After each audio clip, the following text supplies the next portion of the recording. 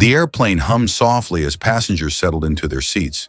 The cabin was quiet, except for the occasional rustle of bags being stowed and whispers of conversation. Near the front of the plane, an older man sat quietly. His calm conduct gave off an air of wisdom, and his dark skin and proud expression set him apart from the other passengers.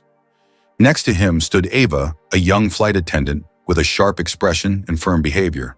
Her dark hair was tied neatly back, and her blue uniform glinted under the cabin lights. Her smile was professional, but her tone was sharp as she spoke. "Excuse me, sir," she said politely but firmly. "This seat is reserved for someone else. You'll need to move." The older man looked up, his brow furrowed in confusion. "I'm sorry, but this is my seat. I have a boarding pass that says so." Eva tilted her head slightly and gave him a professional smile, but her voice remained firm. "I understand, sir, but I'm afraid there's been a mistake. Your seat is in row 25, not row 12. The man's voice was calm but steady. "No, this is my seat. I've traveled this route many times, and this is where I belong." Passengers nearby were starting to notice the conversation. Some shifted uncomfortably in their seats, pretending not to hear. Others glanced over, curious but unsure of how to respond. A small group sat directly behind the man, 2 women and a man, watching silently, their expressions unreadable. Ava's smile didn't falter, but her patience seemed to thin. "Sir, with all due respect, I need to ask you to move. You'll be sitting in the wrong section, and it's causing confusion for the other passengers." "I understand that, but it's not your decision to make," the man replied softly, his tone steady and calm. "I'm not going anywhere." The passengers nearby exchanged uneasy glances. A little girl, no older than 10, sat quietly at the back of the plane. Her name was Maya, and her dark eyes followed the entire interaction with interest. She tugged on her mother's sleeve gently. "Why isn't he moving?" Maya whispered. Her voice was small but full of curiosity. Her mother gave a small shrug, whispering back, "Maybe he's standing up for his rights." Maya kept her eyes on the older man, wondering if she should say something too. She didn't like seeing people being treated unfairly, but she wasn't sure if she could help. The man sitting directly behind the older man, a tall, middle-aged man with sharp features, cleared his throat. "Look, if he's causing trouble, let's just move him. We've got a flight to catch." The woman next to him nodded. "Yes, it's not that big of a deal. Let her handle it." The older man, hearing the murmurs behind him, turned slightly. His gaze was calm, but a flicker of disappointment crossed his face. "This isn't about causing trouble," he said softly. "This is about respect." Ava's voice was firm now. "Sir, if you don't move, I'll have to call for the captain. This is final." For a moment, there was silence. The older man sat still, his hands resting calmly on his lap. Then he slowly reached into his pocket and pulled out a silver pen. He placed it on his lap, his fingers stroking its smooth surface gently, as if lost in thought. "I won't move," he said quietly. "You can call the captain if you'd like, but I won't be moved from my seat." Ava's jaw tightened. She gave a slight nod, then turned on her heel, walking briskly toward the front of the plane. Moments later, the cabin door closed with a soft hiss, and the engines roared to life. The plane began to taxi down the runway. Maya watched intently, still unsure what she should do. She glanced at her mother again, but this time, her mother gave a subtle nod, encouraging her. "Maya," her mother whispered, "do you think we should do something?" Maya hesitated for a moment, then shook her head. "I don't know, but it doesn't feel right." The conversation died down for a while. The plane began to climb into the sky, and the tension slowly eased. The older man stared out the window, his expression calm and thoughtful. His presence seemed to fill the space around him, quiet but powerful. Eva returned a few minutes later, this time accompanied by another flight attendant, a man named James. He was slightly older than Eva, with a friendly smile but a professional manner. Together they approached the older man again. "Sir," James said gently, his tone softer, "please, we understand this is frustrating, but we need to resolve this situation. We've received several complaints. Will you move now?" The older man remained silent for a moment, then finally turned his gaze toward James. "You've received complaints?" he asked quietly. "From whom?" James glanced at Eva, who gave a slight shrug. Passengers, she said, her voice cool. Other passengers on the plane. Other passengers, the older man repeated. He gave a small nod, his gaze steady. And how many of these passengers know who I am? Do they know what I've done for this airline? James looked at Eva again, unsure of how to respond. That's not really the point, he said. What matters is that the situation is creating discomfort. I see, the older man said, leaning back in his seat. So my identity doesn't matter. Only the complaints do. Eva stepped forward this time, her tone sharp. That's not what we're saying. But what is happening now is unacceptable. Please, just move to your assigned seat. The older man met her gaze without flinching. I won't move. The two attendants exchanged a glance, frustration clear on their faces. James placed a hand on Eva's shoulder, gently guiding her to step back. We'll figure this out, James said quietly, but we can't leave things like this. As they walked away, the older man turned back to the window, his fingers once again tracing the silver pen in his lap. Maya watched him intently from her seat, wondering how this would end.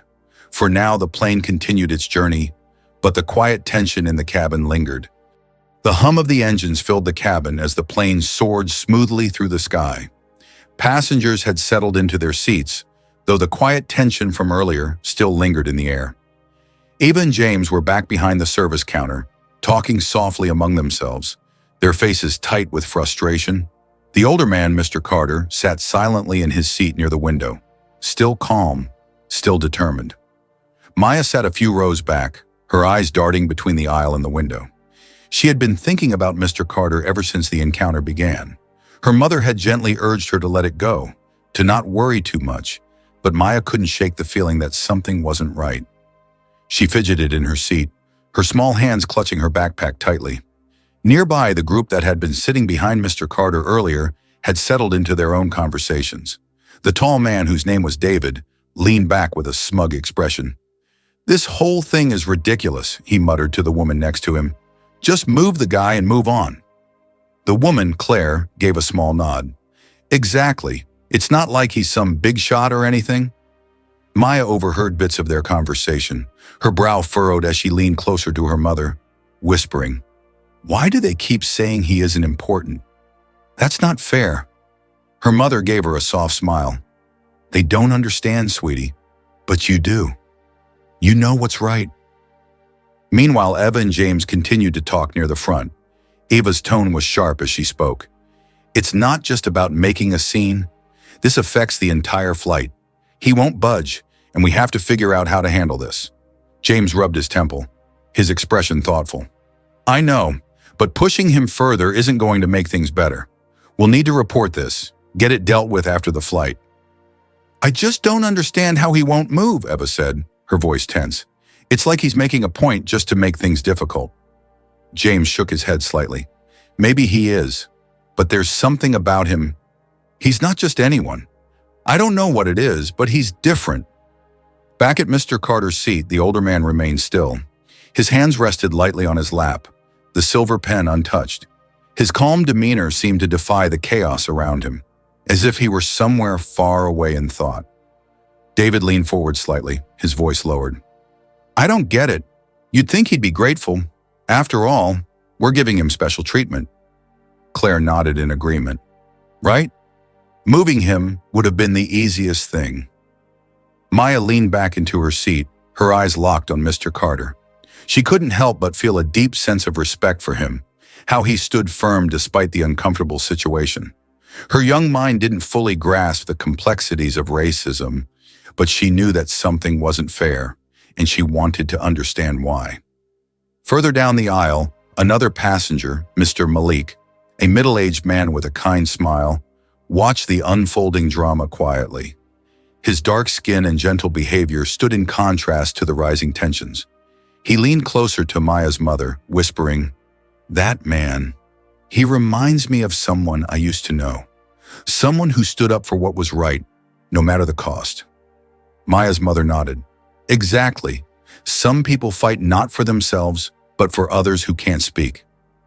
Back near the front, Eva spoke quietly to James again. This can't be ignored. We can't let it get worse. We need to address it now. James sighed, glancing at Mr. Carter once more. Let's see how the rest of the flight plays out. He might just leave when we land. At that moment, a few rows away, a voice broke through the calm. Why won't you move? A passenger asked loudly, their voice tinged with frustration. It was the man from behind Mr. Carter, David. Mr. Carter turned his head slowly, his gaze steady and calm. Because this is my seat. But it's causing problems, David insisted. People are uncomfortable. Then they'll have to deal with it, Mr. Carter replied softly, his tone unwavering. David clenched his fists, his frustration evident. You're making a scene. You're making everything worse for everyone. Mr. Carter didn't react. He simply sat back, looking straight ahead. His silence seemed to unsettle David even more. Maya, watching the interaction intently, leaned forward again. She whispered, Why are they so angry? He's not doing anything wrong. Her mother smiled gently, because some people are afraid of what they don't understand. Back at the front, Eva took out her phone, sending a message discreetly to the captain. James continued to monitor the situation, keeping a close eye on Mr. Carter. The flight attendants knew that this situation wasn't going away anytime soon. As the plane continued its journey through the sky, Maya's thoughts kept drifting back to Mr. Carter. She couldn't shake the feeling that he was teaching something important, a lesson about standing up for what's right. The tension never fully dissipated. Some tried to return to their in-flight movies or conversations, while others remained quietly observant, glancing at Mr. Carter with curiosity or judgment. Eva moved discreetly toward the rear of the plane, where a small group of flight attendants gathered. She spoke softly, her voice low, but the frustration was clear in her tone. We can't let this go on, she said firmly. It's a problem. He's not just going to let it slide. James nodded slowly, his expression thoughtful. You're right, but escalating it further might cause more issues. We need to handle it carefully. Nearby, the group that had been sitting behind Mr. Carter earlier was still murmuring to each other. David, the tall man, leaned back with crossed arms, scowling at the back of Mr. Carter's seat. He's ruining everyone's experience, David muttered under his breath. We shouldn't have to deal with this. Claire agreed, her voice quiet but firm. Exactly, he needs to move. It's as simple as that. Behind them, Maya watched quietly from her seat, still confused by the whole situation. She glanced at her mother, who gave her a gentle smile, as if trying to reassure her without giving too much information. He's standing up for something, Maya said softly. But what? Her mother whispered back. Standing up against unfairness is never easy. That's what he's doing. At the front of the plane, the captain was alerted to the situation. A voice over the intercom requested that the passengers return to their seats and fasten their seatbelts as they prepared for the next phase of the flight. James returned to the front, his eyes scanning the cabin. He made his way toward Mr. Carter once again, his tone calm but firm. Mr. Carter, he said, leaning slightly forward, we've had several complaints regarding your seat. It's causing discomfort among other passengers, and it's becoming a distraction. Mr. Carter met his gaze steadily. I understand that, but I'm not here to cause discomfort. I'm here to assert my right to be where I belong. James sighed softly, his fingers brushing over the airline's policy pamphlet in his pocket. Your identity doesn't matter, he said, trying to maintain a calm demeanor. What matters is the smooth operation of this flight. We're asking you to reconsider. Reconsider what? Mr. Carter's voice was calm but firm. Moving for people who feel uncomfortable because of who I am? James nodded slowly. Yes, that's exactly what we're asking. It's not personal, Mr. Carter. It's about the experience for everyone on this flight. Mr. Carter sat back in his seat, his expression thoughtful. It may not be personal, but it is deeply rooted. I won't be erased simply to make others feel comfortable. Nearby, Maya kept her gaze locked on Mr. Carter. She didn't fully understand the weight of the situation, but something inside her told her it was important to listen. Back in the rear of the plane, a few passengers were engaged in heated whispers. David was raising his voice slightly, trying to convince others to join him in pressuring Mr. Carter to move. He's making a mockery of the whole flight, David said loudly. This isn't about rights, it's about respect, and he's disrespecting all of us by staying put. Claire added, Exactly. It's clear he has no regard for anyone else. He thinks his identity gives him the right to be wherever he wants. As the conversation heated up, another voice joined in. Mr. Malik, seated a few rows back, spoke gently but with authority. Perhaps it's not his identity, but his dignity that is important here, he said quietly, his voice cutting through the noise. Respect isn't a one-way street. You cannot demand it from others without offering it in return. David glared at him, but others began to pause and listen. Maya watched as Mr. Malik continued. Identity isn't what causes discomfort, he said softly. It's how we treat each other. We all deserve respect, no matter where we come from. David scoffed and crossed his arms. That sounds nice, but in reality, it's not that simple. As the debate raged on in the back, Eva rejoined James near the front. This is spiraling, she said quietly. We need to resolve this soon. James nodded. We're working on it. The captain is aware. If Mr. Carter doesn't move after landing, we'll take it to a higher level. Back at his seat, Mr. Carter leaned slightly forward, his gaze steady. This flight is an experience, and part of that experience is understanding and empathy. I don't expect everyone to agree with me, but I do expect them to respect my presence. With that, he leaned back again, closing his eyes momentarily. The plane continued its journey, but the cabin remained a battleground of uneasy whispers and judgments. The hum of the plane continued, but the tension had shifted. Conversations had quieted down, and most passengers returned to their own worlds, watching movies, reading, or sleeping. However, the atmosphere still buzzed with unspoken thoughts and glances. David leaned back in his seat, his arms crossed tightly, while Claire sat next to him, occasionally glancing back toward Mr. Carter with a frown. Their conversation earlier had left a bitter taste in the air. Ugh, David muttered, breaking the silence. He's still here. Doesn't he get it? Claire shook her head. It's ridiculous. Who does he think he is? Meanwhile, Maya sat quietly, her gaze locked on Mr. Carter. She had stopped asking her mother questions, but her mind was still buzzing. There was something about Mr. Carter, something deeper than what anyone was seeing. Further down the aisle, Mr. Malik exchanged a few words with a fellow passenger who had been quietly observing the situation. This isn't about a seat anymore, he said softly. It's about recognizing dignity. Respect shouldn't depend on convenience. James and Eva had settled into the front of the cabin again. Eva still looked uneasy, glancing over at Mr. Carter every now and then. James, on the other hand, maintained a more composed expression, though concern flickered behind his eyes. Captain's still monitoring the situation, James whispered to Eva.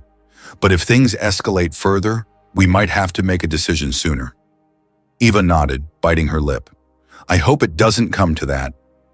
Mr. Carter sat in his seat, his hands resting lightly on his lap. His expression remained calm, eyes looking out the window, though the world beyond the glass was blurred by clouds. He seemed untouchable in his peaceful silence. Behind him, the passengers that had been vocal earlier had mostly settled back into their routines, though occasional glances were still exchanged. David tried engaging in conversation with Claire, but his irritation at the whole situation was obvious. Maya noticed how different people around her were reacting. Some avoided looking at Mr. Carter entirely, while others stole subtle glances. She wondered if it was fear, discomfort, or curiosity that held them back from speaking up. At the back of the plane, Mr. Malik leaned toward another passenger, a woman traveling with her young child. It's not just about the seat, he said softly. It's about understanding that every person deserves respect, regardless of where they come from or how they look. The woman nodded gently, her expression thoughtful. You're right. It's not always easy to stand up, but it's important. Maya's mother watched the interaction, offering a subtle smile of support. Exactly. Sometimes the hardest thing is standing up when you feel alone, but it's necessary. Mr. Carter's calm conduct and firm stance had left an impression on her, a reminder that sometimes silence speaks louder than words. The once bustling cabin now filled with the soft sounds of quiet conversations, the occasional rustle of magazines, and the steady beat of the engines. The tension had settled slightly, but it wasn't gone. Passengers, both those who openly voiced their discomfort and those who quietly observed, were still thinking about Mr. Carter. Maya sat with her mother near the window, her small fingers tracing shapes on the condensation that formed on the glass. She stole glances at Mr. Carter, who sat several rows ahead, still calm and composed. His presence was a quiet reminder of the conversation they'd all had, an unspoken challenge to how they saw the world. Behind her, David and Claire were still whispering, though their earlier frustration had cooled. David's arms were crossed, and he occasionally glanced toward Mr. Carter with a scowl.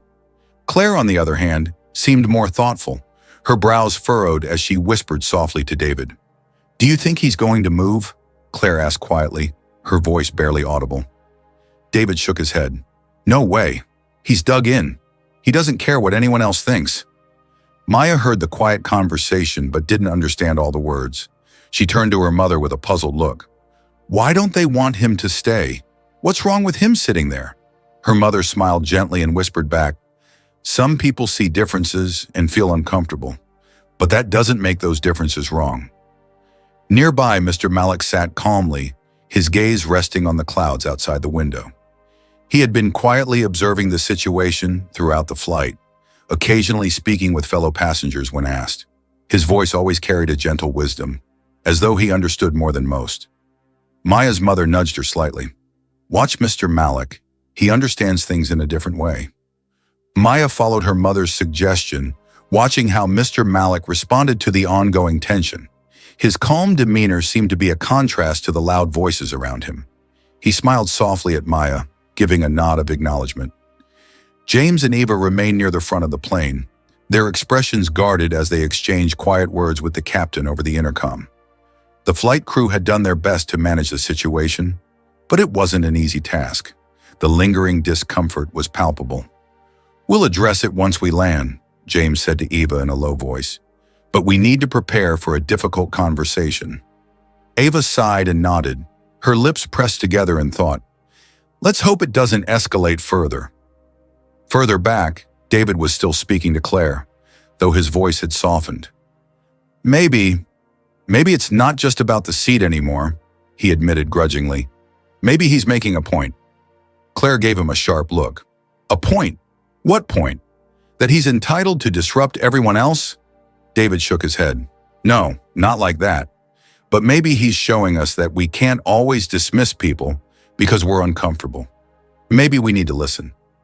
The words hung in the air between them, and Claire remained silent for a moment before nodding reluctantly. "Maybe." Maya caught this shift in their conversation and leaned closer to her mother, her voice still soft. "Why do you think they're starting to change?" Her mother smiled. "Because sometimes when we hear different perspectives long enough, we start to see things differently. It's not always easy, but it's important." At that moment, Mr. Carter stood up, the movement subtle yet deliberate. The cabin fell into a brief hush as passengers noticed, their eyes flickering toward him. David leaned forward slightly, his brows furrowed, while Claire sat back with a look of surprise. James and Eva watched from the front, ready to step in if necessary, but they stayed put, knowing that this was Mr. Carter's choice. Mr. Carter turned to face the cabin, his voice low and steady. "I didn't move because I had to. I moved because it's necessary. We must understand that comfort isn't a right, but a privilege we earn through respect." His words hung in the air, heavy with meaning. David opened his mouth to respond, but no sound came out. Claire's gaze was fixed on Mr. Carter, her expression thoughtful, almost reflective. Maya felt a strange warmth in her chest. She whispered to her mother, "He's teaching them something." Her mother squeezed her hand gently. "He's teaching them, and us, all something." As Mr. Carter made his way to a different seat, a calm settled over the cabin. The tension was still there, but it was quieter, more subdued. Maya watched, her young mind processing the events in a way only a child could, absorbing the lessons of empathy, understanding, and standing firm in one's beliefs. The flight came to its final stages, the destination now just moments away. And though the journey had been rocky, there was a sense of change in the air, small but significant, a shift that began with Mr. Carter's quiet resilience. The captain's voice came over the intercom, calm and steady. "Ladies and gentlemen, we're beginning our descent. Please return to your seats and fasten your seatbelts. We'll be landing shortly." The cabin stirred with activity. Passengers stretched and adjusted their belongings, some yawning as they prepared for the end of the journey. But the earlier tension hadn't completely faded. Maya looked at her mother with wide eyes, her small hands clutching the armrests of her seat. "Mama, do you think the man who didn't move feels sad?" Her mother thought for a moment before answering. "I don't think he feels sad, Maya. I think he feels strong. Sometimes standing up for what's right doesn't feel good at first, but it's important." Maya nodded slowly, her gaze drifting to where Mr. Carter sat. He was still calm, looking out the window as the clouds gave way to the city below. Behind them, David and Claire exchanged glances, their earlier frustration now replaced with a quiet awkwardness. David finally broke the silence. "Do you think we were wrong?" Claire didn't answer right away. She fidgeted with her seatbelt, her lips pressed tightly together. "I don't know. It felt right at the time. But now, maybe we didn't see the whole picture." David sighed, running a hand through his hair. He's just sitting there, like nothing happened, like he didn't just cause all this chaos. Claire glanced at Mr. Carter again. "Maybe he didn't cause the chaos. Maybe we did." David blinked, surprised by her words. For the first time, he seemed to consider them seriously. Further back, Mr. Malik watched the exchange quietly. He noticed how the passengers who had spoken out earlier now seemed subdued, as if grappling with something deeper. Turning to the young woman sitting beside him, he said softly, "Moments like these make us look inward, don't they?" The woman nodded thoughtfully. "They do. It's easy to go along with the crowd until you see the consequences." As the plane descended, the tension in the cabin shifted from unease to reflection. People weren't as vocal now. Instead, they seemed lost in their thoughts. Maya whispered to her mother again, "Mama, do you think he's a hero?" Her mother smiled, brushing a strand of Maya's hair behind her ear. "Maybe he is in his own way. Heroes don't always wear capes, you know. Sometimes they just stand their ground." At the front, James and Eva prepared for landing. James leaned over to Eva and whispered, "Do you think he's planning something? He's been so quiet since we talked to him." Eva shrugged, glancing at Mr. Carter. "I don't know, but whatever it is, I think he's in control of it." As the plane finally touched down, the passengers braced themselves for the jolt of the landing gear meeting the runway. A collective sigh of relief swept through the cabin as the plane slowed to a steady taxi. Mr. Carter remained composed, his posture unchanging. Maya watched him closely, as if trying to memorize every detail of his calm demeanor. As the plane came to a stop, the seatbelt sign dinged off, and passengers began gathering their belongings. Maya hesitated before speaking again. "Mama, do you think they understand him now?" Her mother looked around at the other passengers, David and Claire whispering in hushed tones. Mr. Malik standing patiently, James and Eva exchanging uncertain glances. Then she looked at Mr. Carter, who stood and reached for his bag with quiet dignity. "I think they're starting to," she said, "but understanding takes time." The cabin door opened, and the passengers began to disembark. Mr. Carter waited patiently, allowing others to go ahead of him. Maya watched as he moved down the aisle, his presence calm but commanding. As he passed by, Maya smiled at him shyly. He met her gaze and gave her a small, knowing nod, as if to say, "I see you." Maya turned to her mother, her voice filled with awe. "I think he's teaching them something important, Mama. I hope they remember it." Her mother smiled and held Maya's hand. "So do I." And with that, Mr. Carter stepped off the plane, leaving behind not just a flight full of passengers, but a cabin filled with questions, reflections, and the quiet beginning of change. The passengers moved into the terminal, dragging their suitcases and searching for signs to direct them to their next destinations. Some looked relieved to be off the plane, while others seemed distracted, their thoughts still lingering on the events of the flight. Maya held her mother's hand tightly, her eyes darting around the bustling terminal. "Mama, do you think we'll see him again?" she asked, her voice full of curiosity. Her mother smiled gently. "Maybe, Maya, but even if we don't, people like him leave an impression. We carry their lessons with us." Behind them, David and Claire stood near a coffee kiosk, their conversation unusually subdued. David stared at the steam rising from his cup as if it held the answers he was searching for. Do you think he'll complain to the airline? David asked, breaking the silence. Claire shrugged. I don't know. Would it even matter if he did? People like us would just defend the flight attendant. David raised an eyebrow. People like us? Claire hesitated. You know, people who don't understand what it's like to be treated differently just for existing. David frowned, but he didn't argue. Instead, he took a sip of his coffee and looked out toward the gate where Mr. Carter had disappeared. Elsewhere in the terminal, Mr. Malek was speaking with the young woman he had sat next to on the flight. It's strange, isn't it? He said, his tone reflective. One moment, we're in our little bubbles, unaware of the world around us.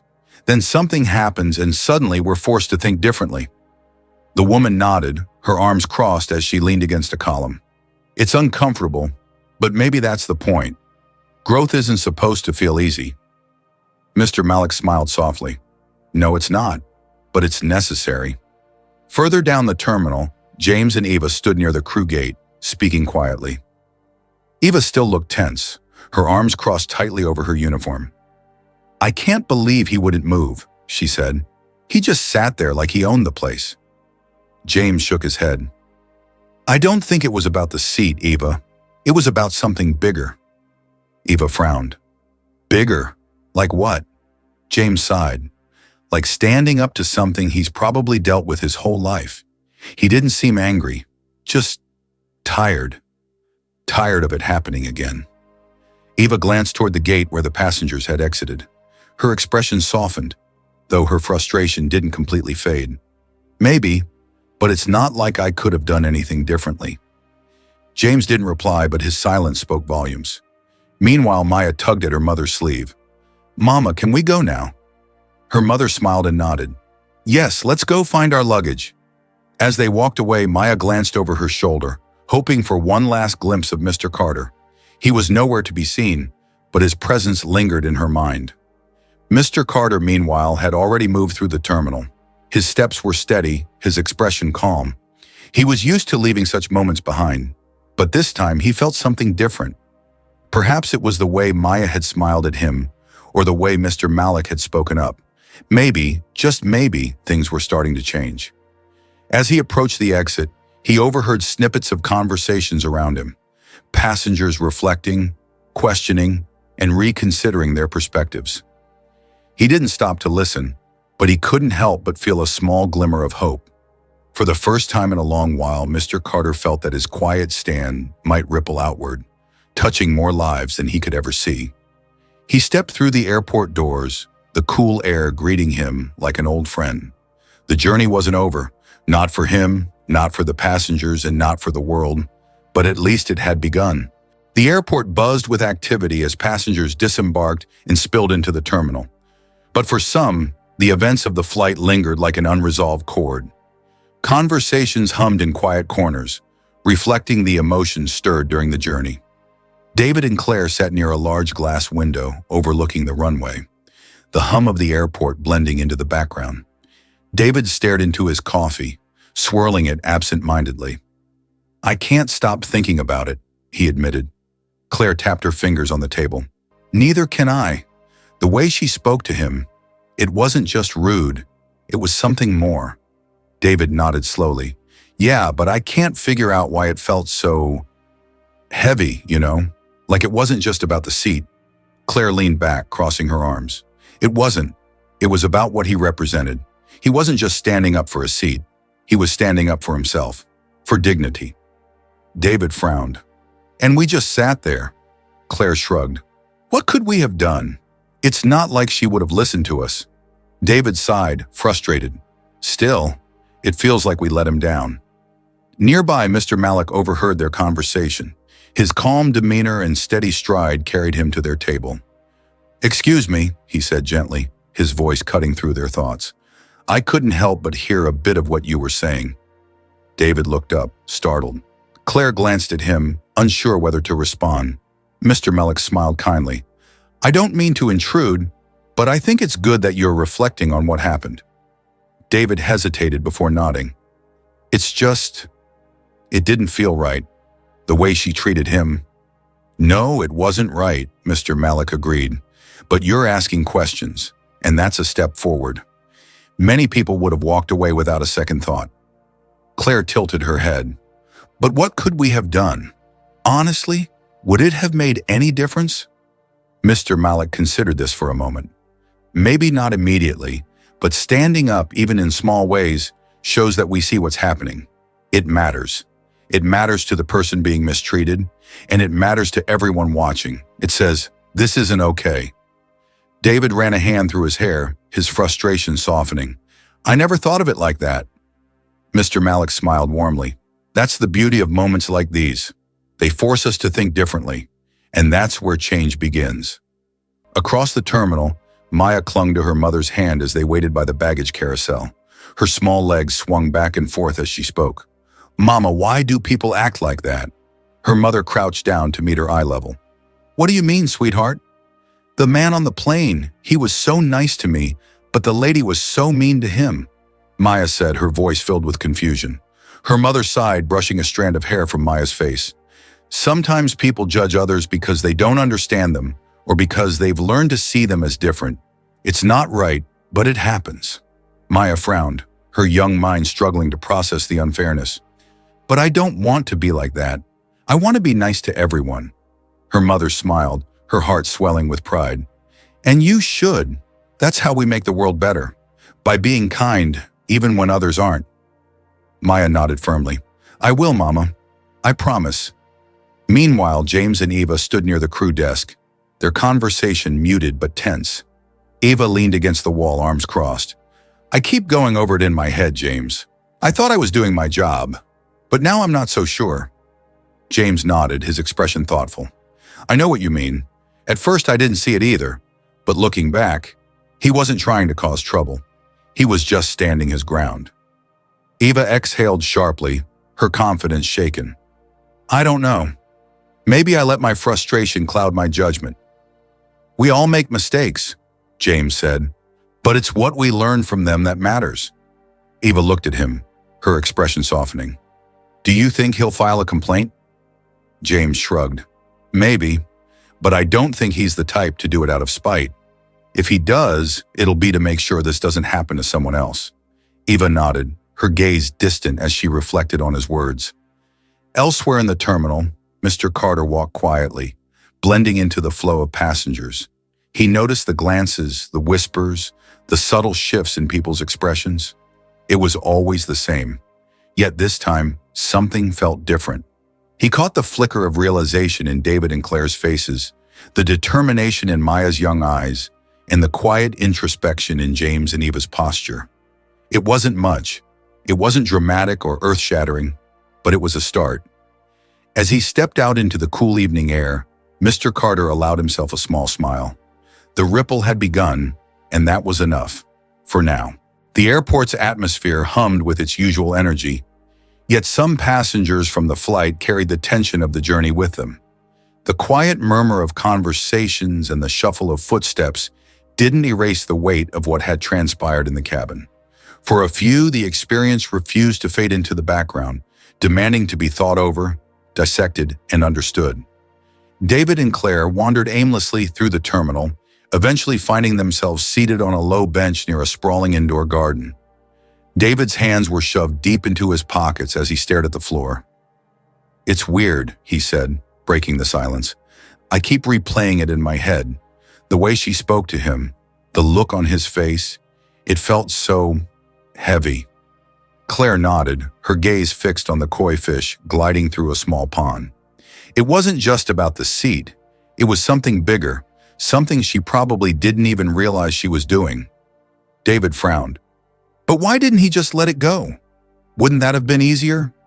Claire turned to him, her expression firm. Easier for who? For her? For us? Maybe, but not for him. Why should he have to let it go? He didn't do anything wrong. David sighed, leaning forward and resting his elbows on his knees. I guess I didn't think about it that way. He wasn't just refusing to move. He was making a point. Claire nodded. Exactly. And now I can't stop thinking about what we could have done. We just sat there. David looked up, his eyes searching hers. Do you think we should have said something?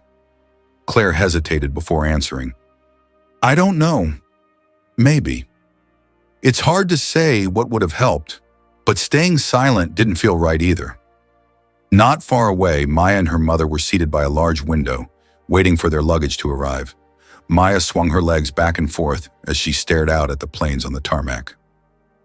"Mama," she said softly, "do you think he felt sad when she was mean to him?" Her mother paused, then nodded. "I think so, Maya. It's hard not to feel hurt when someone treats you like that." Maya frowned, her small hands gripping the edge of her seat. But he didn't look sad. He looked strong, like he wasn't going to let her win. Her mother smiled gently. "That's because he's probably had to be strong a lot in his life. Some people, Maya, have to fight harder just to be treated fairly. And sometimes being strong is the only way to show the world that you won't be pushed down." Maya thought about this, her brow furrowed in concentration. "I want to be strong like him, and I want to make sure no one feels sad because of me." Her mother leaned over and kissed the top of her head. "You're already stronger than you know, my sweet girl." At the crew desk, James and Eva stood in hushed conversation.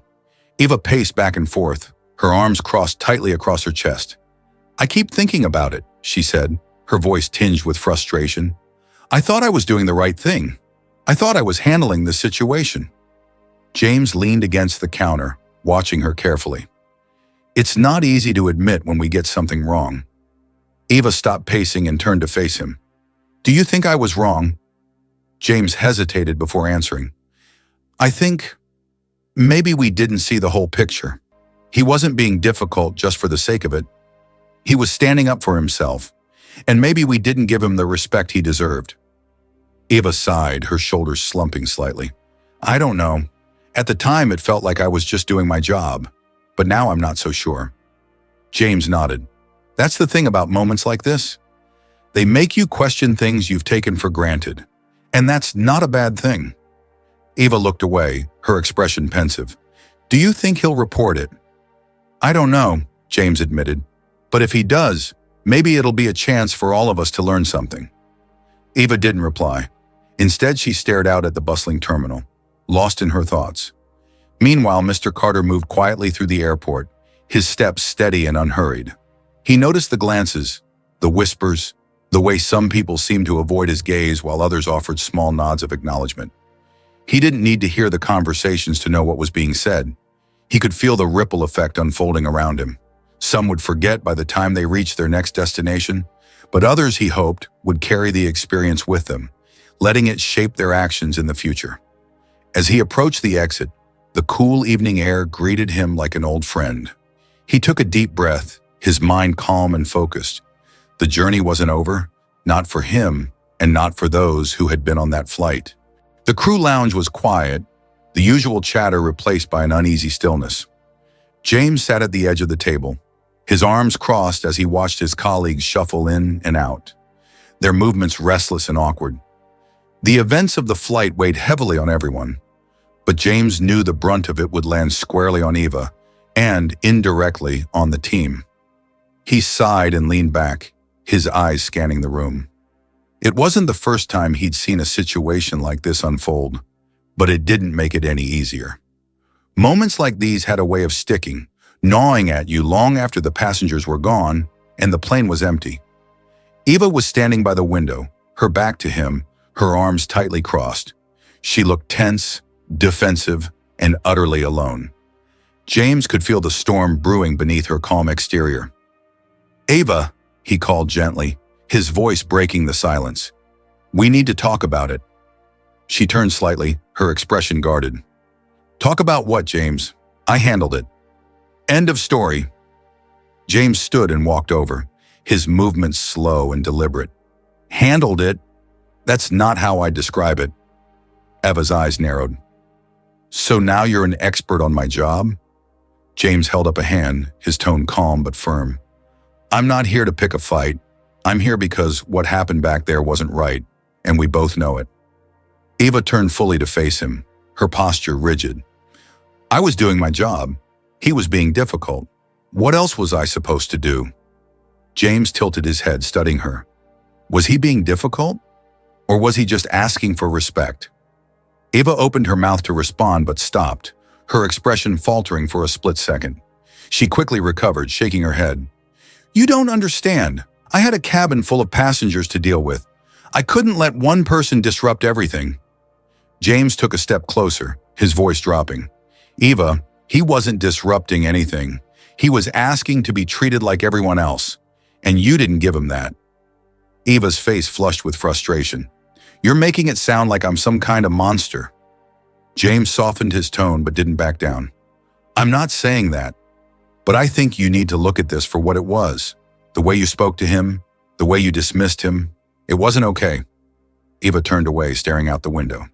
"You don't know what it's like, James. The pressure, the constant demands. I have to make decisions in the moment. I don't have time to second-guess everything." James nodded slowly. "I get that. I really do. But this wasn't about pressure or quick decisions. This was about seeing someone as less than they are. Whether you meant to or not, that's what happened." Eva's shoulders tensed, her hands gripping the windowsill. "And now what? What am I supposed to do? Apologize? Beg for forgiveness?" James shook his head. "No one's asking you to beg, Eva. But maybe it's time to reflect, to think about why things went the way they did. We've all been there. We've all made mistakes. What matters is how we handle them afterward." She didn't reply, the silence stretching between them like a thick fog. James stepped back, giving her space. "Look," he said finally, "no one's perfect. But if we don't learn from moments like this, we don't grow. And I think you're better than what happened today. I really do." Eva remained still, her gaze fixed on the distant planes taxiing on the runway. James didn't push her further. He'd said what he needed to say. The rest was up to her. As he left the lounge, James felt a pang of frustration, not just with Eva, but with himself. He'd seen the dynamic unfold in real time, yet he hadn't spoken up when it mattered most. Now, all he could do was hope the ripple effect of that moment would lead to something better, for all of them. The boardroom was a sleek, modern space perched high above the city, its floor-to-ceiling windows offering a panoramic view of the bustling world below. Around the long mahogany table sat the airline's most influential figures, each dressed in sharp suits and wearing expressions of quiet authority. As the meeting began, the chairperson, a stern woman with silver-streaked hair, glanced at the agenda before addressing the group. "Before we proceed, I'd like to welcome Mr. Thomas Carter. He's here as an observer today, but I think most of you already know him." There was a murmur of acknowledgement around the table. A few heads turned toward the quiet man seated at the far end, dressed in a simple yet impeccable suit. He offered a small nod but said nothing, his calm demeanor belying the gravity of the situation. For those who didn't know him, the name Thomas Carter carried little weight. But for those who did, it was a name synonymous with resilience and quiet strength. A man who had spent years advocating for equity and fairness in an industry often resistant to change. The chairperson continued. "Mr. Carter recently experienced an incident on one of our flights, and he's requested the opportunity to share his observations. I believe we can all benefit from hearing what he has to say." The room fell silent as Mr. Carter stood, his tall frame commanding attention without effort. He placed his hands on the table and looked around, his gaze steady and unyielding. "Thank you, Madam Chair," he began, his voice calm but resonant. "I won't take up much of your time, but I feel it's important to address something that happened on Flight 287. He recounted the incident with precision, his words measured and deliberate. He didn't name the flight attendant, nor did he embellish the details. Instead, he focused on the broader implications, the tone, the assumptions, and the subtle ways bias had seeped into the interaction. "I've spent my life navigating spaces where people like me are often seen as less," he said, his gaze sweeping the room. "And what happened on that flight wasn't unique. It's part of a pattern that thrives on silence and excuses." The room remained silent, the weight of his words sinking in. "I'm not here to assign blame," he continued, "but I am here to advocate for change. If we want this airline to represent the best of what we can be, we must address these issues head-on. That starts with proper training, clear policies, and a commitment to listening, not just hearing, but truly listening, to the voices of those we serve. When he finished, the room erupted into thoughtful discussion. The board members debated the merits of his suggestions, some nodding in agreement, while others raised concerns about cost and implementation. Eventually, the chairperson called for order. "Thank you, Mr. Carter, for your candid feedback. This matter will be taken seriously, and I will personally oversee the steps we take to address it." As the meeting concluded, Mr. Carter returned to his seat, his expression unreadable. He had planted the seed. Now it was up to them to decide what would grow. Back at the airport, Eva was summoned to the manager's office. She listened as her supervisor explained the gravity of the situation, her initial defensiveness giving way to a flicker of doubt. "You're not being terminated," the manager said. "But this is serious, Eva. You'll need to attend sensitivity training, and your conduct will be closely monitored going forward." Eva nodded stiffly, her mind a whirlwind of emotions. She wasn't ready to admit fault, but for the first time, she began to wonder if there was more to the story than she had allowed herself to see. The training room was far less intimidating than Eva had imagined. It was small, with warm lighting and a circle of chairs arranged to encourage conversation. A group of her colleagues sat around her, their expressions a mix of curiosity and discomfort. Eva had avoided meeting anyone's gaze all morning, focusing instead on the handouts in front of her. They were filled with phrases like implicit bias and macroaggressions, words that had started to feel personal in ways she wasn't ready to admit. The facilitator, a middle-aged man with kind eyes and an open manner, began the session by sharing a story of his own. It was about a moment of bias he hadn't realized he carried until it was too late.